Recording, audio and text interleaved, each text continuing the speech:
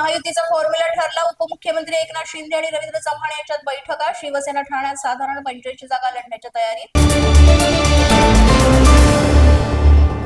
उत्तर भारतीयांना आकर्षित करण्यासाठी भाजपची स्ट्रॅटेजी. योगी आदित्यनाथ मैथिली ठाकूर यांना प्रचारासाठी बोलावणार.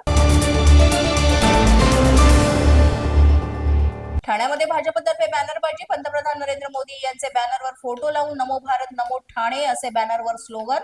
भाजप ठाण्यात सर्वाधिक जागा जिंकण्याच्या तयारीत.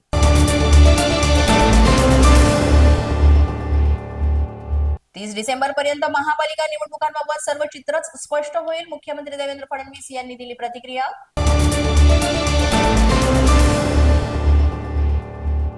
ठाकरेंची सेना आणि मनसे यांच्यात बैठक. याबाबत उद्या निर्णय जाहीर करू. शरद पवारांसोबत यावं अशी सर्वांची इच्छा. संजय राऊत यांनी केलं विधान.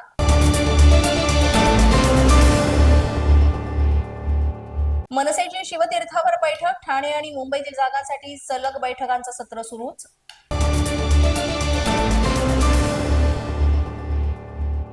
संजय राऊत यांचे लहान भाऊ संदीप राऊत सुद्धा आता निवडणूक रिंगणात. विक्रोळीतून संदीप राऊत लढवणार निवडणूक.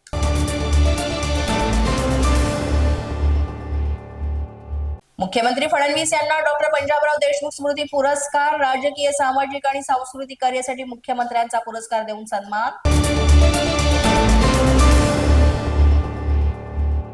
चांदीनं 2.5 लाखांचा टप्पा ओलांडला. चांदी 20,000 रुपयांनी तर सोनं 1,600 रुपयांनी महागलं. जीएसटी सह सोनं 1,43,376 वर तर चांदी 2,57,500 रुपयांवर.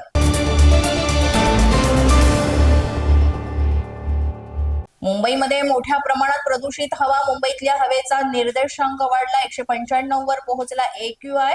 प्रदूषण वाढवणारी विकास खांब तात्काळ थांबवली. पोलीस माझा न्यूजच्या बातमीपत्रात आज इतकंच. तुम्हाला आमचं बातमीपत्र कसं वाटतंय याबाबत अवश्य अभिप्राय कळवा.